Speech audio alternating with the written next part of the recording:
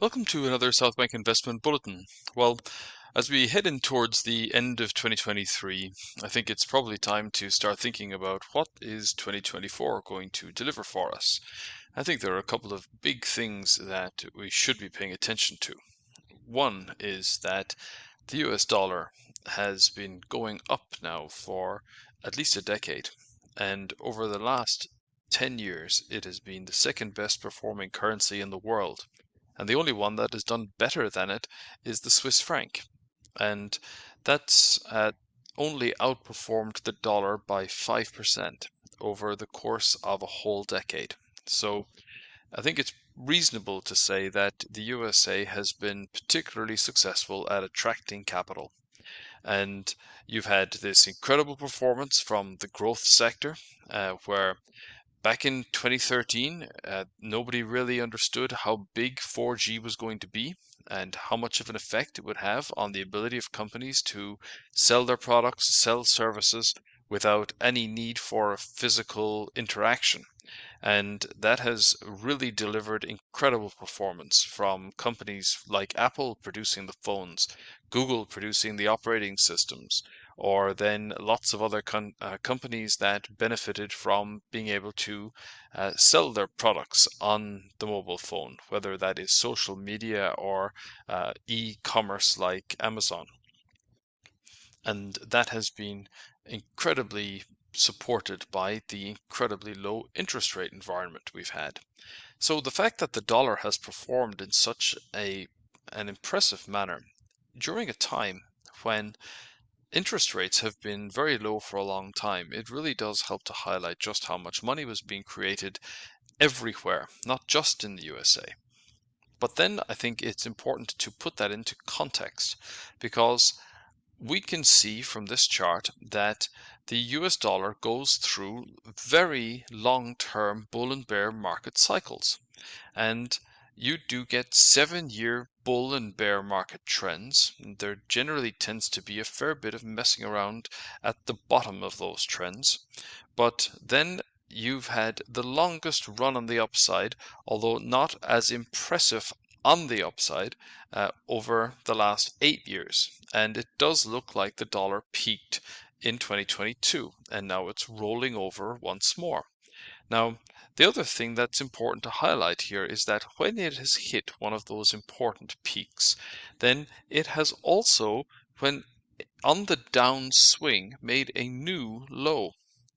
Therefore, if this is the end of the dollar's bull market, it would be reasonable to anticipate that by the time the trend ends, so potentially 7 or 8 years from where we are today, then by the end of this decade, the dollar index might be at a new low.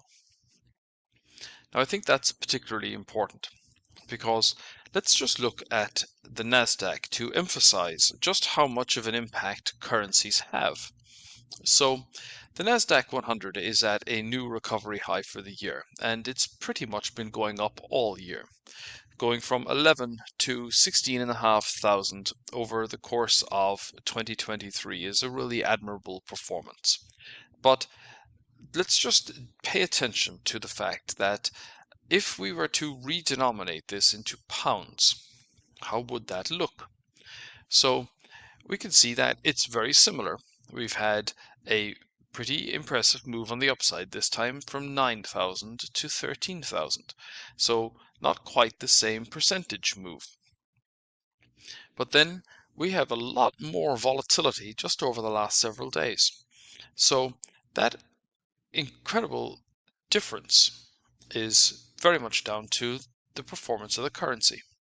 So that's just a microcosm of what we might anticipate. If we do see that the dollar is rolling over, then some of those companies in the S&P 500 that make a lot of money overseas, well, they're going to see their profitability enhanced. But that's going to be a very similar type of argument that we've had for the pound and the FTSE 100. The FTSE 100 in US dollar terms has really not gone anywhere for the last 7 or 8 years. That's the opposite way of thinking, that because the pound has been so weak, it hasn't been a real attractive quality for foreign investors to invest. So here we have this uh, opposite argument. And what we might anticipate is that if the dollar does roll over in 2024, then UK assets are going to become more attractive from a foreigner's perspective, and that US assets are going to become less attractive from a foreigner's perspective. Of course, the other way of thinking about that is that US investors aren't going to find the US market as attractive either. And all those dollars that have been saved up and invested in the extraordinary valuations that we see among the mega caps, well, they might find themselves going somewhere else.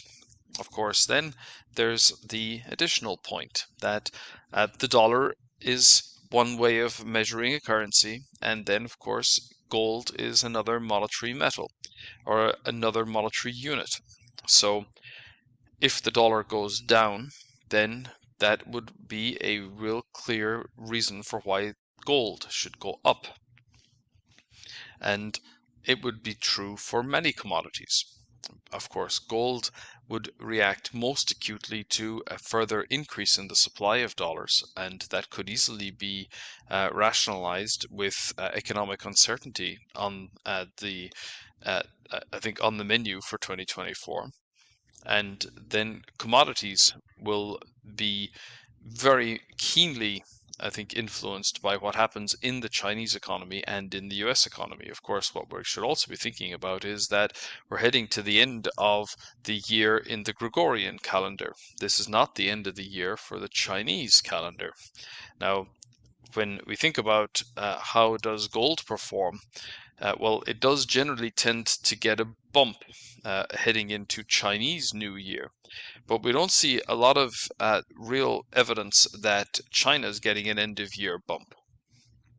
The Chinese administration, they're not displaying really much willingness to pull the trigger on outsized liquidity. So there's obviously then the very real possibility that in 2024, what we might also start to think about is that the property sector in China could be a source of downside surprises.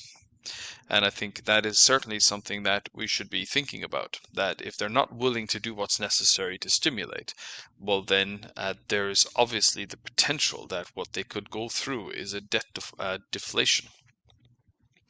And that would have significant knock-on effects for some of the commodities. It would also create a real sense of urgency for capital flight out of China. And that would then also help to stimulate some alternative currencies. And Bitcoin could easily be something that would do well in that kind of environment, as well as gold. So I think as we head into 2024, there are lots of potential opportunities.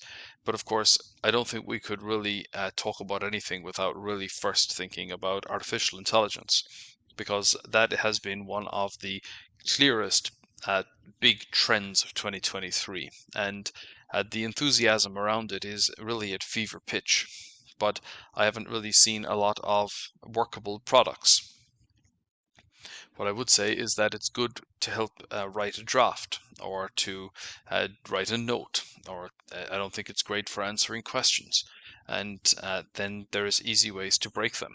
So we're not quite there yet, but the pricing in lots of assets has definitely got there.